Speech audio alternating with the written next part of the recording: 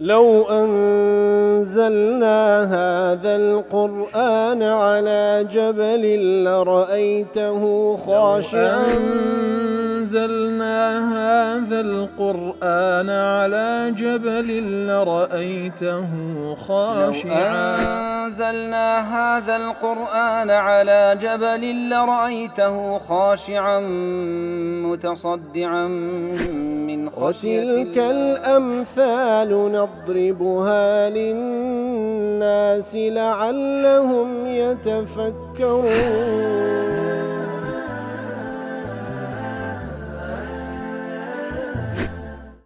الحمد لله والصلاة والسلام على رسول الله وعلى آله وصحبه ومن والاه. السلام عليكم ورحمة الله. برزان خوش حالم لواني 1304 لواني كاين تفسير القرآن بيروز بيم وخزمتان ومبسي رزامدي رب العالمين وهي وادار مئوي آزي السودي لور بقرن. أعوذ بالله من الشيطان الرجيم. بسم الله الرحمن الرحيم. ورفع أبويه على العرش وخروا له سجدا وقال يا أبت هذا تأويل رؤياي من قبل قد جعلها ربي حقا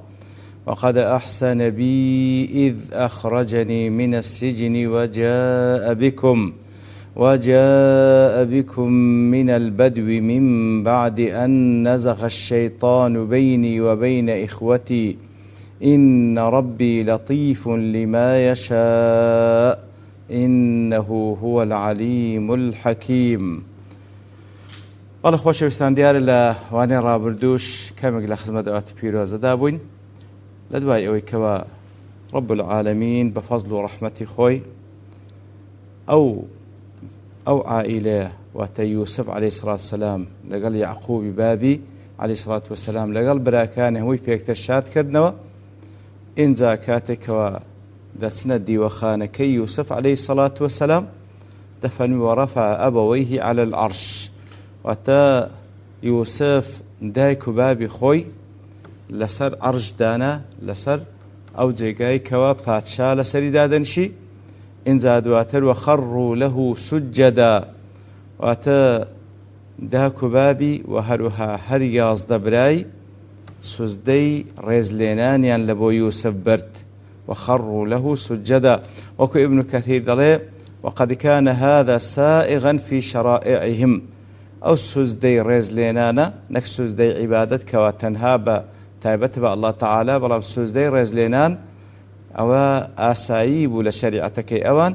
كاتكوا كسيك رزي لكسيك بنابا بتايبت لخوي قبرتر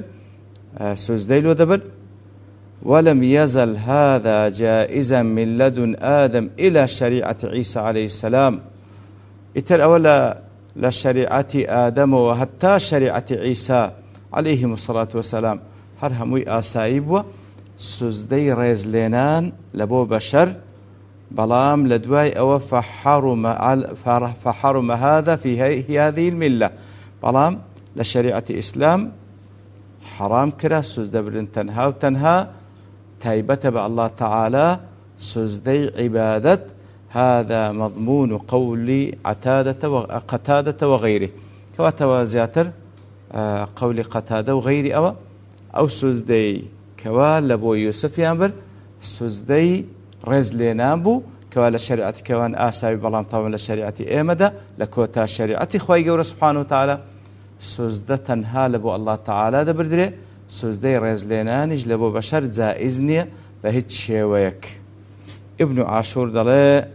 كان السجود تحية الملوك وأضرى بهم دلي سوزده بردني رزلينان وكو سلام كردنيك بو لباتشا كانوا هاو شوي أوان ولم يكن يومئذ ممنوعا في الشرائع لشريعة أوان أو اشتق دغا نكرابو وإنما منعه الإسلام لغير الله ولم لشريعة الإسلام لبو غير الله تعالى سوزة نابردري تحقيقا لمعنى مساواة الناس في العبودية والمخلوقية الإسلام ذاك وسوزة بردن تنها لبو الله تعالى أوش تحقيق زي كردني وتاي يكساني خلشية لو أي خلق هر هموي لهر مرتبة يقبن لكوتايدا هر هموي وەکو یەکسانن لەوەی کەوا مەخلوقن لەوەی کەوا عەبد و مەملوکن لە بۆ الله تعالى ولذلك فلا يعد قبوله السجود من أبيه عقوقا لويا كاتك يوسف عليه الصلاة والسلام قبولي كرد كوابراكاني وبتايبتيج داكو بابشي سوزدەی لۆبەن ئەوە عقوقێک نەبوو واتە بێڕێزیەک نەبوو بەرامبەر بە داکوبابی بکە پێشێلکردنی حەقی ئەوان نەبوو لأنه لا غضاضة عليهما منه إذ هو عادتهم لا عادته لشريعتك أيوان ئاسایی بووە ئیتر وەکو خەونەکەش لە سەرەتادا بینی بووی وەکو ئاماژەی پێدەکا هەروە بووە. ئینجا دەفەرمی وقال يا أبت هذا تأويل رؤياي من قبل قد جعلها ربي حقا. إنزا يوسف عليه الصلاة والسلام ببابي دلتن يا أبتي أي بابجيان هذا السجود منكم أو سزدبرني إيوة هو ما آلت إليه رؤياي التي رأيتها في منامي من قبل كواتا أو بالضبط جێبەجێبوون تحقيق بوني خونكي كبيشتري ديتبوم وذلك حين رأى أن الشمس والقمر 11 كوكبا له ساجدين كاتك لخون دابيني بوي مانغو روش ويازدا أستيرا هيك وسوزدي لو دبن كفعلا إنزا دايكو بابي وهروها يا بابلين يازدا براكي كاتك وسوزدي لبو دبن قد حقق ربي وقوعها وجعلها صادقة تكبر أو خوني هنايدي كاتكوا بوشي سوزدل بو يوسف دبن كوكتمان سوزدي تحيو رزلنانا وقد أحسن بي إذ أخرجني من السجن وجاء بكم من البدو هل درجة قسكان يوسف عليه الصلاة والسلام دفرني وقد أحسن ربي إلي الله تعالى پروردگارم چاکی لەگەڵم کرد کاتێک کەوا منی لە سزن دەرهێنا و ئێوەشی هێنا لای من لا من البدو واتە لە بادية الشام إلى حاضرة مصر وهروها چاکێ لەگەڵ من کرد کاتێکەوە ئێوەی هێنا لای من کاتێکە لە منطقەی شام لە منطقەی بادیەی شام ئەنگۆی هێنا لە بۆ مصر و لۆلای من. ابن جرير الله مسكن يعقوب وولده فيما ذكر كان ببادية فلسطين طلبكو باز ذكره يعقوب لچين دريبو لا بادية فلسطين بو لا آقاركاني فلسطين بو لو منطقة بو كاتكوا باشتري خواهي قول سبحانه وتعالى فضل لقل كردن بردنياني لبو مصر لوين دري بيوسف شاد بونو سعدي دله إشارة إلى أنه ينبغي على العبد أن يتذكر في حال الرخاء والسرور حالة الحزن والشدة كواتا بيويستا لسرباندا لو كاتي كوالا خوشي وفرح نايدا حالتي ناخوشي وشدة أو كاتاني كوالا تنغانا دابوا ببير خوي بينيتوا ليزداد شكره وثناء على الله كواتا إنسان كلو حالتي لخوشي ولا نازل نعمتها پێویستە ئەو ناخۆشیانەی کە پێدا تێپەڕێ بە بیرەخۆی بینیتەوە تاوەکو شکرانەی ئەو حاڵەتەی بکە کەوا خوای گەورە لە بۆی گۆڕیە لە ناخۆشی بەرەو خۆشی. وهروە دەڵێ دەفەرمی من لطف يوسف وحسن خطابه عليه السلام یەکێک لە شێوازەکانی کەوا دەردەخا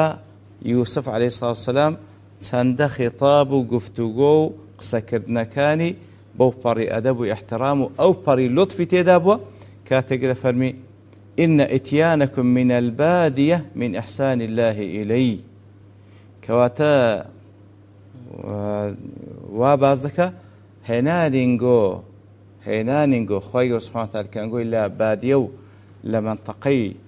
بادیەی شام ئەنگۆی هێناتە لای من أو يكيك لساككاني الله تعالى لقال مني كرديا فلم يقل أحسن بكم كواتا نافر مخواه يقول ساكي لقال انقو كركاتك ولو منطقي انقو هينايت ايرا لايمن بلكتب ساكي لقال من كر كانقوي لمنطقي بادية وهينايا هێنایتە لای من کەواتە تەماشا و ئەدەب و ئوسلوبە بکە نافەرمی ئەحسەنە بکم وەقەد ئەحسەنە ئیلەیە واتە خوای گەورە سوبحانەهو وتەعالا وەقەد ئەحسەنە بی خوای گەورە سوبحانەهو وتەعالا چاکەی لەگەڵ من کرد بە هێنانینگۆ لەوێ ڕا لە بۆ لای من كواتە فجعل الإحسان عائدا إليه قاسمي دلي يستدل به أو آتى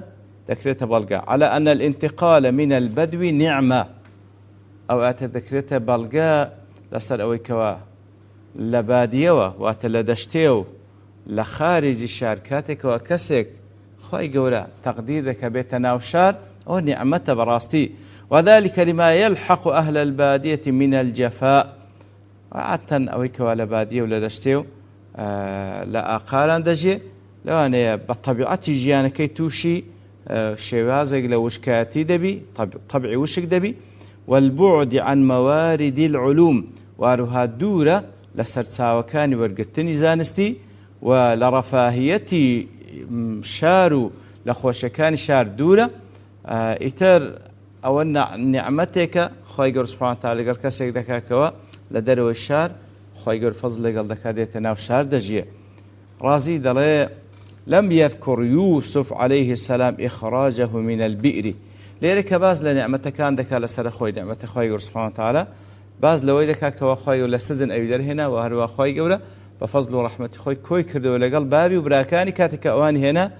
لبادية ولا بولاي أو بەڵام باس لەوە کاتێک کەوا خوای گەورە چاکەی لەگەڵ کردیە کە لەناو بیرەکە نەجاتیدا لەبەر چی باس لەوە ناکە دەفەرم لەبەر چەند هۆکارێک یەکەمیان إنه قال لإخوتي لا تثريب عليكم اليوم كاتك وأوان داولي بردنيا ليكر يوسف عليه الصلاة والسلام عفوياني كردو قلتي لو مشتان ليناكم قليشتان ليناكم ولو ذكر واقعة البئر لكان ذلك تثريبا لهم يترقر باسي لبيرك بكرد باك خواهي ونعمة لقل كرد لمن درسوا طبعا شيء أوي خست بنابير براكاني قاتل هذا هو قلية كالبراكاني قرباسي بكا فكان إهماله جاريا مجرى الكرم يتر إهمال كردني أو خالة وكو ريزليناني كالبراكاني بازناكا دوم أنه لما خرج من البئر لم يصر ملكا بل سيروه عبدا كاتكوا لا بيرك در هندرا خولو كاتوا نبوة ملك باشا نا بلكو بوا غلام كويليك فروشرا بلام كاتكوا لسجن درتوب وملك باشا فكان هذا الإخراج أقرب من أن يكون إنعاما كاملا لو درتوني لسجن نعمتي كامل بو لبروي لباش درتون كريستزن أو بلوباي لدنيا دا بي بخشرا سيم أنه لما أخرج من البئر وقع في المضار الحاصلة بسبب تهمة المرأة لدواء ويكوالنا بيرك در هندرا كوتا أو مالي عزيزي مصر إتر لمن درتوشي أو قرف تجبو لقل خيزانكي امرأة العزيز كوالنا تيزادا توشي سزن بو بەڵام کاتێکەوە لە سزن دەرچوو بۆ مایی ئەوەی کەوا بە براکانی و بەداک و بابی شاد بۆ هیچ تهمێتشی لەسەر نەما ئیتر زیاتر ئیبرازکردنی ئەو نیعمەتە بەڕاستی مەبەستدارە مەبەستی زیاتری تێدا لە فتح الرحمن ئەنصاری دەڵێ خاری چارەمیش أن مصيبة السجن كانت عند يوسف أعظم بەڕاستی مصیبەتی سجن لا يوسف عليه الصلاة والسلام قورة تربو لطول مدتها ورزور لسزن ماوى ولمصاحبته الأوباش وأعداء الدين فيه عتا لسزنيش خلقيتي زور خلقيتي خرابي لبوة خلقانك ودجاتي دينيان كرديا بخلاف مصيبة الجب لقصر مدتها بلام لنبيركا راست مصيبة بو بلام كميق مايا وزول لوي نمايا لبرهان في علوم القرآن زركشي دلي خالي بينزميش لأن سجن كان باختياره لبروي باسي نعمة السندك باسي نعمتي درتوني للسندكة لبروي أصلا باختيار خوي دعاي لبو سزنككر قال رب السجن أحب إلي فكان الخروج منه أعظم بخلاف الجب براستي لسزن كاتك واتوشي سزن هات وكل لو كاتباس ما كركوا أو كجوي ليبو امرأة العزيز هەڕەشەی دەکاتن ئەگەر بێت و وەڵامی بانگەوازەکەی ئەو نەداتەوە کە بانجی دەکات لە بۆ فاحیشە ئەوە تووشی سزن دەبی ئەو یەکسەر گوتی ڕەبی سجن ئەحەبو ئیلەی مما یەدعونی خوا سجن لای من خۆشترە لەوەی کەوا ئەوان داوام لێ دەکەن وەکو لەوێن دەرەج باسمان کرد هەندێک لە زانان دەفەرمون البەلاء موەکەل بالقەول بەلا و موسیبە زۆر جاران علاقەی بەو قسەی هەیە کە بە خۆمان دەیکەن خۆ ئەگەر لەوێن دەربی فەرموو بە خوایە هەر نەجاتم دەرێ دەستی بەبێ سزنیش ئیترەوە ئەوەل وەخیس طبعاً قەدەری خوای گەورەی سوبحانه وتعالى کەواتە دەڵێ توشبوونی لۆ سزن اختیارێکی خۆی تێدا بوو لێ دەرچوون لەو ناخۆشیێکەوە بە اختیاری خۆی کەوتیتە ناوی نعمەتێکی گەورەتر لەوەی کەوا تووشی بیرێک بوو هاوشترا بە ناوبیرێکەوە هیچ ئیرادەی خۆی تێدا نەبوو لەوێن دەرە زووتریش دەرچوو ئیتر ئەوەش یەک لە خاڵەکانە دەرچوون لەو نقمە و لەو مصیبەتەی کە بە اختیاری خۆی کەوتیتە ناوی دەرچوون لێی نعمەتی گەورەتر لەوەی کەوە مصیبەتێک کە بە اختیاری خۆت نەکەوتیە ناوی بەڵێ ئینجا لە درێژەی قسەکانی دەفەرمی من بعد أن نزغ الشيطان بيني وبين إخوتي لە دوای ئەوەی کەوە شەیطان ڕاستی بینی من و بینی براکانمی تێکدا ئیتر ئەوە وەکو ناز نعمەتێک باس کە خوای گەورە ئەو مصیبەت و مەشکلانەی هەموو لەسەر لادا خەونەکەشی هاتەدی دیارە ئەو ئاتە شتی زیاترمە باس بکەین بەڵام لە بەرتاوبوونی کات دەوەستین بە پشتوانی الله تعالى لەوانەی داهاتوو دەینەوە خزمەتی وصلى الله وسلم على نبينا محمد وعلى آله وصحبه أجمعين وآخر دعوانا الحمد لله رب العالمين لو أنزلنا هذا القرآن على جبل لرأيته خاشعا أنزلنا هذا القرآن على جبل لرأيته خاشعا أنزلنا هذا القرآن على جبل لرأيته خاشعا متصدعا من خشية الله وتلك الأمثال نضربها للناس لعلهم يتفكرون